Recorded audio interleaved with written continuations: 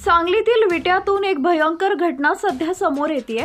शासकीय निवासी शाळेमधील 23हून अधिक विद्यार्थ्यांसोबत भयंकर प्रकार घडलाय। रात्री विद्यार्थ्यांनी जेवण जेवल्यानंतर सर्व विद्यार्थ्यांना मळमळ उलट्यांचा त्रास होऊ लागल्यानंतर सगळीकडे खळबळ उडाली। त्यानंतर सगळे विद्यार्थी जोरजोरात ओरडू लागल्यानं सर्व विद्यार्थ्यांनी तातडीनं विटा ग्रामीण रुग्णालयात दाखल करण्यात आलं। आणि त्यानंतर जे काही घडलं त्यामुळे सगळीकडे हळहळ व्यक्त होताना दिसून येते।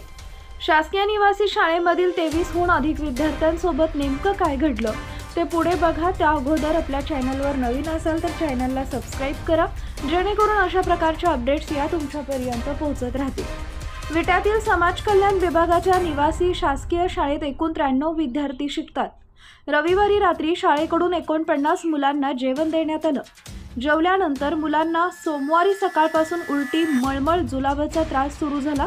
एकाच वेळी 23 मुलांना त्रास सुरू झाल्यामुळे शाळा प्रशासनानं तातडीनं मुलांना विटा ग्रामीण रुग्णालयात दाखल केलं।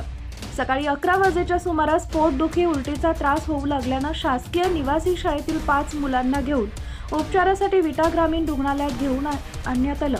त्यानंतर डॉक्टरांना शंका आल्यानं मुलांकडून चौकशी केली असता रात्री खाल्लेल्या जेवणातील मटणातून विषबाधा झाली असल्याचं निष्पन्न झालं असून त्या 23 मुलांवर विटा ग्रामीण रुग्णालयात उपचार सुरू आहेत। जेवणातून विषबाधा झाल्याचं उघड झाल्यानं विद्यार्थ्यांचे पालक संतापले। जेवणातून विषबाधा होण्याचा प्रकार अलीकडे वाढला असल्याचं दिसताना पालकांमध्ये घबराट दिसू लागली आहे।